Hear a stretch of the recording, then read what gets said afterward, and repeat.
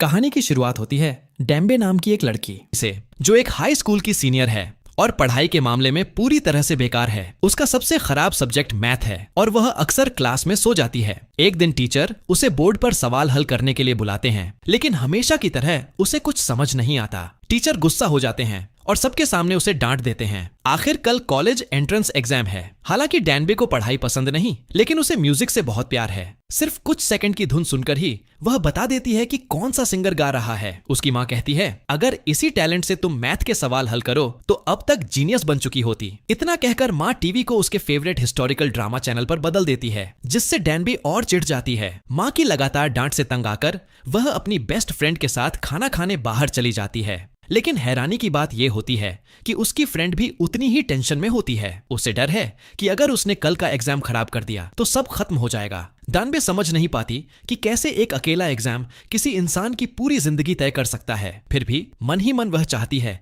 कि काश वह कहीं गायब ही हो जाए। अगली सुबह डेम्बे लेट उठती है और जल्दी जल्दी घर से भागती है। उसकी माँ उसके बैग में ब्रेकफास्ट डालने की कोशिश करती है, लेकिन वहां पहले से ही ढेर सारे स्नैक्स भरे होते हैं। डेम्बे जल्दी से बताती है कि ये उसका सीक्रेट स्ट्रेस रिलीफ तरीका है। माँ किसी तरह ब्रेकफास्ट उसके बैग में ठूंसती है और बार बार कहती है, चलो कर लोगी, बस अपनी पूरी कोशिश करना। लेकिन सच कहें तो इससे डेम्बे की टेंशन और बढ़ जाती है। वह रास्ते में हर मिनट रिवीजन करती रहती है और आखिरकार टेस्ट सेंटर पहुंचती है। लेकिन मुसीबत यहाँ भी खत्म नहीं होती। वह अपनी छतरी बस में भूल आती है और अब उसे बारिश में दौड़कर जाना पड़ रहा है। जैसे ही वो स्कूल के गेट के पास पहुंचती है, उसे जोर की टेंशन घेर लेती है। उसके दिमाग में बस एक ही बात घूमती है, अगर मैं फेल हो गई तो। डर इतना बढ़ जाता है कि वो भागकर एक पास के पार्क में छुप जाती है। कुछ देर बाद उसकी फ्रेंड उसे मैसेज करती है कि वो एग्जाम में क्यों नहीं पहुंची। डेम्बे जवाब नहीं देती, वो बस चुपचाप दुआ करती है, प्लीज बस इस बार मुझे गायब कर दो। अचानक दूर से ढोल जैसी गहरी आवाज आती है।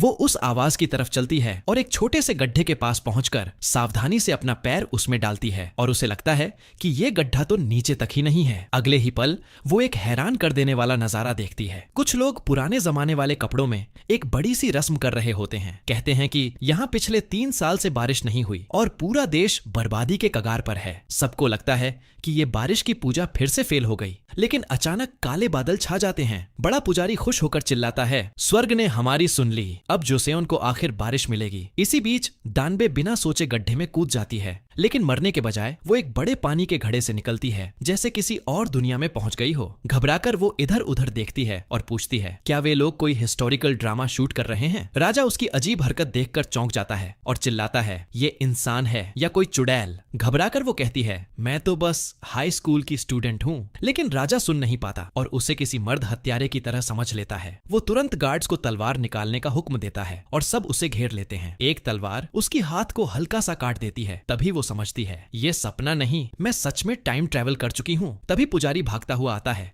और चिल्लाता है, रुको, ये तो वो फरिश्ता है जिसे आसमान ने सूखा खत्म करने भेजा है। ये सुनकर डेम्बे को कल रात देखी हुई सीरीज याद आ जाती है। वो तुरंत हाथ ऊपर उठाकर चिल्लाती है, बारिश हो जाए। सब लोग घुटनों पर बैठकर उसकी बात दोहराने लगते हैं। लेकिन जब वो ऊपर देखते हैं, डेम्बे वहां से चुपचाप भागकर ड्रेसिंग रूम में छुप जाती है। वो जल्दी जल्दी खुद को मंत्री जैसा तैयार कर लेती है, लेकिन गलती से सुबह की राजसभा में पहुंच जाती है। राजा ऐलान करता है कि अब वो अंधविश्वास छोड़कर साइंस और मैथ से देश को बचाएगा। एक मंत्री तुरंत खड़ा हो जाता है। वो कहता है कि ये सब भगवान का अपमान है और इससे देश बर्बाद हो जाएगा। उसका कहना है कि सूखा सिर्फ तब खत्म होगा जब राजा और रानी अपना रिश्ता पूरा करेंगे। असल में वो मंत्री रानी का बाप है और अंदर ही अंदर सत्ता हथियाना चाहता है। सबका ध्यान हटते ही डेम्बे चुपचाप बाहर निकलकर अपना फोन ढूंढने जाती है, लेकिन फिर पकड़ी जाती है। राजा के आने का इंतजार करते हुए वो सोचती है कि शायद अगर बारिश हो जाए तो वो वापस अपनी दुनिया लौट पाएगी। लेकिन राजा कहता है कि यहाँ 3 साल से बारिश नहीं हुई। ये सुनकर वो दंग रह जाती है। कुछ ही देर में तलवार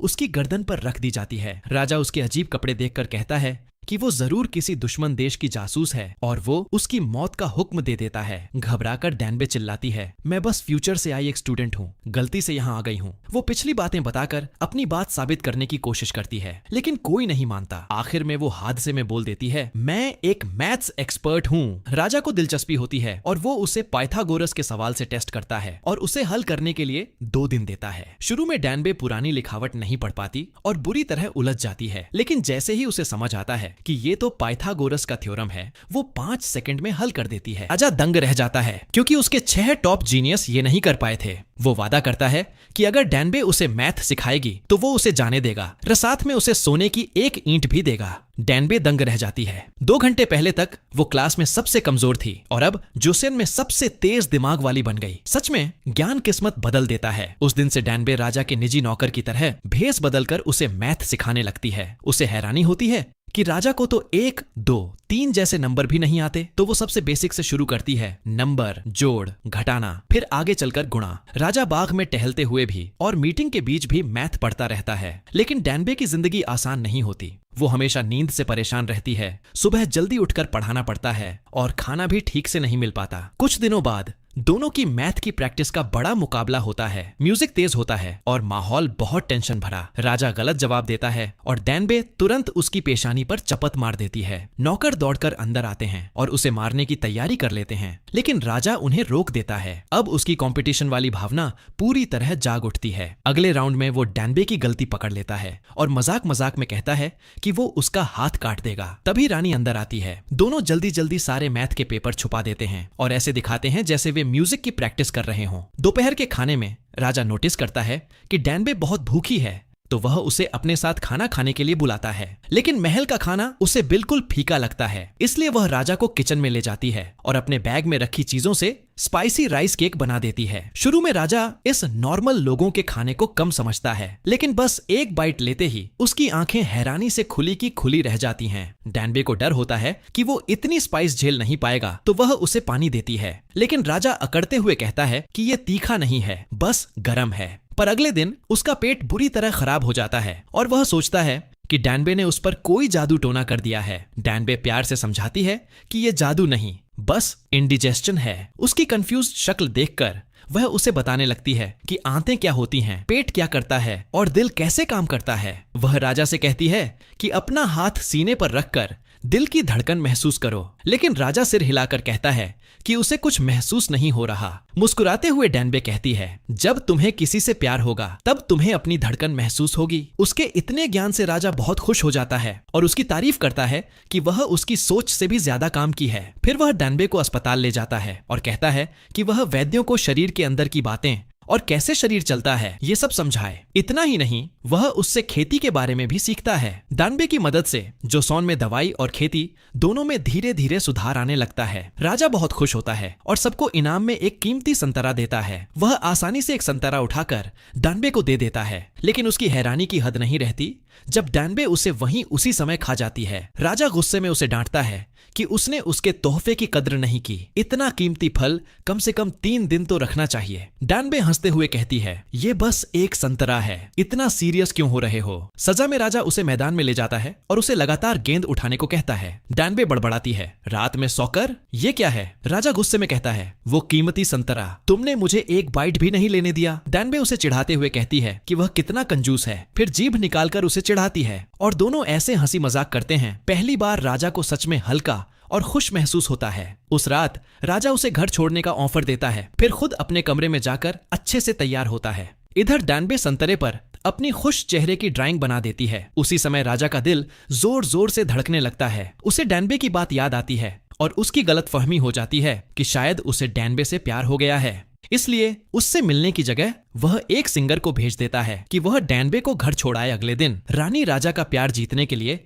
अपनी नौकरानी को कहती है कि खाने में चुपके से प्यार का जादुई पाउडर मिला दे। लेकिन राजा को पिछली रात डैनबे को इंतजार कराने का बहुत पछतावा होता है, तो वह अपना पूरा खाना उसे दे देता है। फिर भी डैनबे का मूड खराब ही रहता है। असल में राजा पिछली रात दूर से उसे देख रहा था और समझ नहीं पा रहा था कि अपनी फीलिंग्स का क्या करे। उसी रात सब कुछ सेट समझकर रानी राजा के कमरे में आती है और अपने कपड़े उतार देती है, लेकिन राजा मना कर देता है और उल्टा रानी की मदद करता है कि वह अपने कपड़े वापस पहन ले। तभी अचानक नशे जैसी हालत में डैनबे बाहर निकलती है और गिरते हुए सीधे राजा की बाहों में आ जाती है। ये देखकर रानी को लगता है कि राजा लड़कियों में रुचि नहीं रखता और वह गुस्से में वहां से चली जाती है। कुछ ही देर बाद पाउडर का असर शुरू हो जाता है और डैनबे खुलेआम राजा को अपने दिल की बात बता देती है। राजा अब अपनी भावनाएं छुपा नहीं पाता और धीरे धीरे उसे किस करने के लिए झुकता है, लेकिन आखिरी पल में रुक जाता है और कहता है, मैं पागल हो गया हूँ क्या। जब डैनबे उठती है तो खुद को राजा की बाहों में पाती है और हैरान रह जाती है।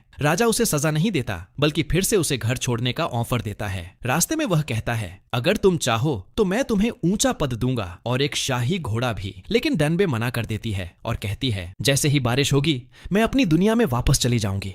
राजा कहता है, तुम्हारी वजह से आज मैं आराम से सांस ले पा रहा हूँ। अब से मुझे राजा मत समझना, हम दोनों बराबर हैं दोस्त। खुश होकर डैनबे वह खुश चेहरे वाला संतरा राजा को गिफ्ट कर देती है। लेकिन अगले ही दिन मुसीबत आ जाती है। मंत्री डैनबे पर रानी का अपमान करने का आरोप लगा देते हैं और उसे कड़ी सजा देने की तैयारी करते हैं। राजा बीच में आकर उसे बचा लेता है और बताता है कि यह नौजवान बहुत कीमती ज्ञान रखती है। बात बिगड़ती देख मंत्री एक बात कहते हैं, अगर डैनबे 2 हफ्ते में ऐसी मशीन बना दे जो सूरज के बिना भी समय बता दे तो उसे माफ कर दिया जाएगा। मीटिंग के बाद राजा का सबसे भरोसेमंद मंत्री भी उससे कहता है कि डैनबे को छोड़ दो, ये काम नामुमकिन है। ये बातें डैनबे सुन लेती है और दिल टूट जाता है। जिंदा रहने के लिए वह राजा के दरबारी संगीतकार से पानी की घड़ी बनाने में मदद मांगती है और दिन रात पढ़ाई और कैलकुलेशन में लगी रहती है। इधर राजा उसे बेहद मिस करता है। उसके दिए हुए स्माइली वाले संतरे को देखता रहता है और खुद को रोक नहीं पाता और उसे मिलने चला जाता है। एक फ्लैशबैक दिखाता है कि राजा ने मंत्री से कहा था, मुझे भरोसा है कि डैनबे ये कर सकती है। कुछ देर बाद डैनबे उठती है और अपनी किताब पर एक स्माइली बनी देखती है। उसे पता चल जाता है कि यह राजा उसे हौसला देने आया था।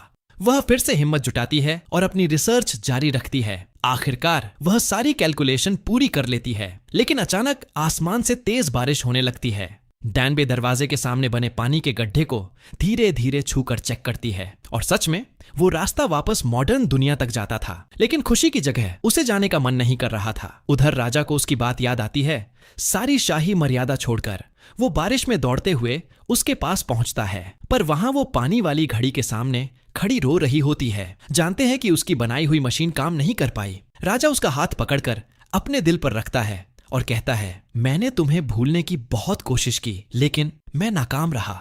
फिर वो उसे अपनी बाहों में खींच लेता है, शुक्रगुजार कि वो अभी तक गई नहीं थी। थोड़ा शांत होने के बाद राजा कहता है, तुम्हें अब नाव लेकर भाग जाना चाहिए। लेकिन डैनबे मना कर देती है। वो हमेशा चीजों से भागती आई है, पर इस बार वो सब पूरा करना चाहती है। इतने में सिंगर वहां आता है और उसे एक शांत जंगल की तरफ ले जाता है। अचानक वो अपनी तलवार उसकी गर्दन पर रख देता है। असल में वो मंत्री का जासूस होता है जिसे दानवी जैसे इंसान को मारने भेजा गया था, लेकिन वो उसे मार नहीं पाता। उसे यकीन हो जाता है कि दानवी सच में भविष्य से आई है। उसे यह भी पता था कि वो लड़की है, लेकिन एक अच्छे इंसान की तरह उसने कभी राज नहीं खोला। दानवी बताती है कि उसने उसे धोखा देने का इरादा नहीं किया था, बस ये काम लड़के के लिए था और उसके पास कोई दूसरा रास्ता नहीं था। उधर मंत्री राजा पर जोर डालता है कि डैनबे ने जो कुछ भी सिखाया है उसे मिटा दो, क्योंकि वो उसकी सत्ता के लिए खतरा है। लेकिन राजा मना कर देता है और डैनबे को ढूंढने के लिए महल से बाहर निकल जाता है। रानी को कुछ गड़बड़ लगती है। वो राजा के कमरे में जाती है और मुस्कुराते चेहरे वाले संतरे को देखती है। उसे राजा और दानवी के बीच के पल याद आते हैं और अचानक उसे एहसास होता है कि डैनबे एक लड़की है। जंगल में हत्यारे डैनबे को मारने पहुंच जाते हैं। सिंगर उसे पहले भागने कहता है और वो उसे एक छोटा सा यूटिलिटी नाइफ पकड़ा देती है। उसी छोटे हथियार की वजह से वो बाल बाल बच जाता है। उधर डैनबे घोड़े को संभालने में लगी होती है। घोड़ा घबरा जाता है, लेकिन उसे याद आता है गंगनम स्टाइल का घोड़े वाला डांस। उसी ताल से वो घोड़े को काबू कर लेती है। रास्ते में एक मोड़ पर उसे नहीं पता होता कि किधर जाना है। फिर उसे राजा की बात याद आती है, जोसेन में सूरज ही समय बताता है। वो अपना फोन खोलती है, कंपास और सूरज की दिशा देखकर आखिरकार समुद्र की तरफ बढ़ जाती है। उधर रानी को पता चलता है कि सिंगर दानबे के साथ भाग गया है। वो उसे ढूंढने पैदल निकल पड़ती है। तेज चलने के लिए वो अपना भारी सिर का गहना फेंक देती है। लंबे सफर में उसके पैरों से खून तक निकलने लगता है। सिर्फ तभी रानी चैन की सांस लेती है जब वो सिंगर को सही सलामत देख लेती है। असल में वो दोनों बचपन के दोस्त थे और रानी ने राजा से शादी सिर्फ इसलिए की क्योंकि उसके पिता ने मजबूर किया था। अब वो पहली बार अपने असली दिल का सामना करती है। समुद्र किनारे डैनबे खूबसूरत सूरज ढलता देख रही होती है। तभी राजा घोड़े पर आता है। वो उसे जोर से चूमता है और अपनी बाहों में कसकर पकड़ लेता है। उसी रात दानवी बताती है कि वो कैसे फ्यूचर से आई। सबूत के लिए वो फोन में तारों का नक्शा दिखाती है, पर बैटरी जल्दी खत्म हो जाती है। दोनों आसमान की तरफ देखते हैं। डैनबे उदास होकर कहती है, फ्यूचर में आसमान में इतने तारे दिखते ही नहीं हैं। राजा उसे दिलासा देता है, अगर तुम रुककर ध्यान से देखो तो सब तारे दिखेंगे। वो हमेशा से यहीं थे, कभी गए ही नहीं। कुछ देर बाद राजा उसके हाथ पर प्यार लिख देता है और डैनबे उसे चॉकलेट देती है जिस पर लव लिखा होता है। राजा कहता है कि वो एक नया आसान भाषा सिस्टम बनाना चाहता है जो आम लोग भी सीख सकें, सिर्फ अमीर नहीं। अचानक डैनबे को कुछ याद आता है। वो अपनी जेब से नोट निकालती है और देखती है कि उस पर उसी राजा का चेहरा छपा है। खुश होकर वो बोल पड़ती है, आप जरूर इसे कर दिखाएंगे। फिर हिचकिचाती है और सोचती है, क्या इसे ऑटोग्राफ के लिए कहना चाहिए। राजा चॉकलेट का एक कौर खाता है और उसकी स्वाद की तारीफ करता है। डैनबे उसे और स्नैक्स देना चाहती है, लेकिन उसे याद आता है कि वो सब उसकी माँ ने पैक किए थे। उसकी आंखें भर आती हैं। राजा तुरंत पूछता है कि क्या हुआ। वो धीरे से बताती है कि ये उसके बचपन के मनपसंद स्नैक्स थे। अगले दिन दानवी नदी में मुंह धोते हुए देखती है कि पानी में काई जमा है और पानी की रफ्तार रोक रही है। उसे तुरंत समझ आता है कि इसी वजह से उसकी पानी वाली घड़ी खराब हुई थी। वो वापस महल भागती है, डिजाइन सुधारती है और आखिरकार घड़ी सही से काम करने लगती है। राजा तुरंत मीटिंग बुलाता है और ऐलान करता है कि डैनबे को माफ किया जाएगा और उसे एक ऊंचा पद दिया जाएगा। लेकिन मंत्री गुस्से में आग बबूला हो जाते हैं, कहते हैं कि उसे देश से निकाल दो या मार दो।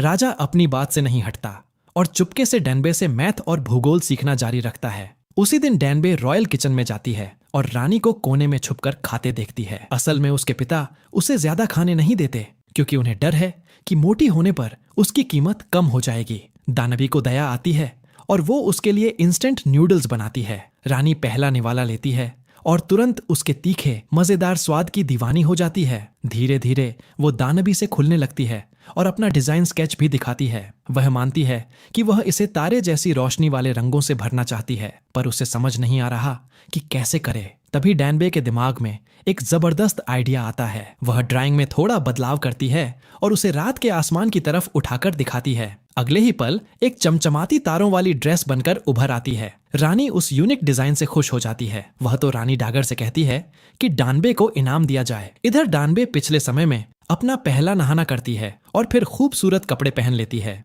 वह पूरी तरह कंफ्यूज है, उसे कुछ समझ नहीं आ रहा कि क्या हो रहा है। तभी एक दासी उसे बताती है कि आज रात उसे राजा के साथ रहना होगा। पता चलता है कि रानी डगर ने उसे आधिकारिक रूप से उपपत्नी बना दिया है। घबराकर डैनबे वहां से भाग जाती है और एक साइड वाले हॉल में छिप जाती है, लेकिन राजा उसे जल्द ही ढूंढ लेता है। वह उसका हाथ पकड़कर उसे अपने कमरे में ले आता है। डैनबे खुद को छुड़ाने की कोशिश करती है और रोते हुए कहती है, आपने कहा था हम सिर्फ दोस्त हैं और मैं सिर्फ 19 साल की हूँ। राजा मजाक में कहता है, अगर तुम 19 की हो तो तुम्हारे 3 बच्चे तो हो जाने चाहिए थे। फिर वह उसे अपनी बाहों में खींचकर धीरे से कहता है, मुझे शुरू से पता था कि तुम लड़की हो। असल में जिस दिन वह उसे घर लाया था तभी उसने एक लड़के को उसे नूना कहते हुए सुन लिया था। उसने पहले इसलिए नहीं बताया क्योंकि वह उसके करीब आना चाहता था। डैनबे अब भी दूर रहती है तो राजा उसे धीरे से समझाता है, डरो मत, मैं तुम्हें कुछ नहीं करूंगा। मेरी माँ जिद्दी है, इसीलिए यहाँ छिपना तुम्हारे लिए सबसे सुरक्षित है। जाते जाते राजा उसकी तारीफ किए बिना नहीं रह पाता। आज तुम सच में बहुत सुंदर लग रही हो। उस रात दोनों सो नहीं पाते। अंधेरे में राजा धीरे से कहता है, अगली बार जब बारिश हो तो मत जाना। वह मानता है कि पहले वह डैनबे की मदद से अपना राज चलाना चाहता था और अपने सपने पूरे करना चाहता था, लेकिन अब उसे इनमें से कुछ नहीं चाहिए। उसे बस इतना चाहिए कि डैनबे उसके पास रहे। डैनबे अंदर से टूट रही है, उसे समझ नहीं आता कि उसे क्या करना चाहिए। अगले दिन सिंगर उससे पूछता है, क्या तुम सच में वापस जाना चाहती हो? वह मानती है कि उसे डर है कहीं वह खुद को गलत दिशा में न ले जाए, लेकिन उसे अपनी माँ और अपनी दोस्त की बहुत याद भी आती है। उसे खुद भी पता नहीं चलता कि उसका दिल क्या चाहता है। वह कोने में बैठी रहती है, पूरी तरह खोई हुई। थोड़ी देर बाद रानी आती है और बताती है कि कोई उससे मिलने आया है। वह और कोई नहीं, खुद क्वीन डागर होती है। दानबे उसे देखते ही रोने लगती है क्योंकि क्वीन डागर बिल्कुल उसकी असली माँ जैसी दिखती है। क्वीन डागर उसका हाथ पकड़कर उसे प्यार से संभालती है। उस रात दानबे राजा की नई मशीन देखने जाती है जिसे बनाने में उसकी भी मदद थी। यह तारीख और महीनों को बिल्कुल सही रिकॉर्ड कर सकती है। फिर राजा उसे अपने स्टडी रूम में ले जाता है और एक नई खोज दिखाता है, 28 वर्ड वाला नया लिखने का तरीका जिससे पढ़ना लिखना आसान हो जाए। वह कहता है कि चाहे कोई भी हो, चाहे किसी भी जगह से हो, हर कोई इसे सीख सकता है। डैनबे हैरान है। वह फ्यूचर बनते हुए अपनी आंखों से देख रही है। राजा एक हेयर पिन निकालकर उसके बालों में लगा देता है जो उनकी शादी का प्रतीक होता है। वह उससे कहता है कि वह हमेशा उसके पास रहे और कभी न जाए। दानबे की आंखों में आंसू भर आते हैं। वह कहती है, मैं वापस जाना चाहती हूँ, मेरी माँ मेरा इंतजार कर रही है। राजा धीरे से कहता है, तो उनसे मिलकर वापस आ जाना, या हम तीनों यहाँ साथ भी रह सकते हैं। डैनबे सिर हिला देती है। वह हेयर पिन निकालकर राजा को वापस दे देती है। राजा गुस्सा और दुख में कहता है, जो तुम्हारा दिल चाहता है वही करो। वह चला जाता है और डैनबे वहीं अकेली खड़ी रह जाती है। अचानक एक हत्यारा उस पर हमला करता है, उसके सिर पर वार करता है और पेट में छुरा घोंप देता है, और ऊपर से पूरा स्टडी रूम आग की लपटों में घिर जाता है। बेहोश अपने हाथ में हेयर पिन कसकर पकड़े रहती है। जब रानी को अपने पिता की साजिश का पता चलता है तो वह सबके खिलाफ जाकर राजा को वार्निंग देने दौड़ पड़ती है। राजा अपनी जान की परवाह किए बिना आग में कूद जाता है। तभी उसे समझ आता है कि डानबे को अपने पास रखना उसकी जान को खतरे में डाल देगा। अगले दिन राजा सिंगर पर गुस्सा करता है कि कल रात बम गायब था। वह मंत्री का हाथ पकड़कर चिल्लाता है, किसी ने तुम्हें यह नहीं बताया कि बम से निपटने के बाद साफ सफाई कैसे की जाती है। फिर वह डैनबे की तरफ देखता है, यही आवाज थी ना। वह सिर हिलाती है। पता चलता है कि उसके बैग में रखी किताब ने उसकी जान बचा ली और उसने हत्यारे की आवाज साफ सुनी थी। राजा यकीन नहीं कर पाता कि उसका सबसे भरोसेमंद मंत्री ऐसा कर सकता है। मंत्री घुटनों पर गिरकर कहता है कि अगर नई भाषा फैल गई तो युवा अपनी बात खुलकर कहेंगे, फिर अनुशासन खत्म हो जाएगा और दुनिया उलट जाएगी। लेकिन राजा उनकी बात नहीं मानता। वह कहता है कि वह यह लिखने पढ़ने वाली योजना जनता को जरूर देगा, और वह अपनी गलती समझते ही सारे मंत्री घुटनों पर गिर जाते हैं और राजा से अपनी जान लेने की भीख मांगने लगते हैं। इसके बाद डैनबे इतिहास की किताब राजा को देती है और कहती है कि उनका सपना जरूर पूरा होगा। राजा हैरान रह जाता है। सब कुछ तो जल जाना चाहिए था, लेकिन एक कॉपी बची हुई थी। तभी उसे सच में भरोसा हो जाता है कि डैनबे फ्यूचर से आई है। डैनबे लोगों की तरफ से राजा को धन्यवाद देती है, लेकिन राजा लंबी सांस लेकर कहता है, मुझे नहीं लगता कि इससे मेरा सपना पूरा रह पाएगा। फिर प्यार से जोड़ता है, मेरा सपना तुम हो, लेकिन मैं तुम्हें यहाँ दुखी नहीं देख सकता। तभी आसमान काला हो जाता है और बारिश शुरू हो जाती है। दोनों जान जाते हैं कि अब अलविदा कहने का समय आ गया है। डैनबे वापस अपने लोगों के पास जाती है और सबको अलविदा कहती है। फिर राजा उसे खुद आखिरी छोर तक छोड़ने जाता है, तब तक जब तक वे समुद्र तक नहीं पहुंच जाते। वहां वे अपनी आखिरी खूबसूरत याद बनाते हैं। राजा उसे अपनी बाहों में खींचकर प्यार से किस करता है। आखिर में वह उसे छोड़ देता है और मन ही मन वादा करता है, चाहे जितना समय बीत जाए वह उसे फिर ढूंढ लेगा। कुछ पल बाद डनबी पार्क की एक छोटी सी पानी की जगह से बाहर आती है। अपनी दुनिया में वापस आकर वह देखती है कि सिर्फ कुछ सेकंड ही बीते हैं। वह दौड़कर एग्जाम हॉल पहुंचती है, जहां टीचर अभी भी इंतजार कर रही होती है। कॉलेज एंट्रेंस एग्जाम अभी अभी शुरू हुआ था। हिस्ट्री के टेस्ट का पहला सवाल था, किंग साजोंग की खोजों में किसने मदद की। जवाब वही नाम था जो राजा ने उसे दिया था, जांग योंगसिल। उसे समझ आता है कि जो कुछ उसने देखा था वह सपना नहीं था, वह सच में हिस्ट्री का हिस्सा था। घर पहुंचकर डैनबे अपनी माँ को कसकर गले लगा लेती है। इस सफर ने उसे सिखा दिया कि अपने आसपास के लोगों और अपनी जिंदगी की कद्र कैसे करनी चाहिए। फिर भी हर बार जब वह किसी पानी की छोटी सी जगह को देखती है, उसे वही राजा याद आ जाता है। एक दिन जब वह बस से उतरती है, अचानक तेज बारिश शुरू हो जाती है। तभी उसके सिर पर एक छतरी आ जाती है। छतरी पकड़ने वाला आदमी बिल्कुल उसी राजा जैसा दिखता है। वह मुस्कुराते हुए कहता है, हम पहले भी मिले हैं, बहुत पहले। और पता चलता है कि एग्जाम वाले दिन ही वह डैनबे को पहली नजर में पसंद करने लगा था और उसी ने वह छतरी उठाई थी जो डैनबे गलती से छोड़ गई थी। यही से उनकी कहानी फिर से शुरू होती है, इस बार अलग दुनिया में। इसी एंडिंग के साथ ये मूवी खत्म हो जाती है।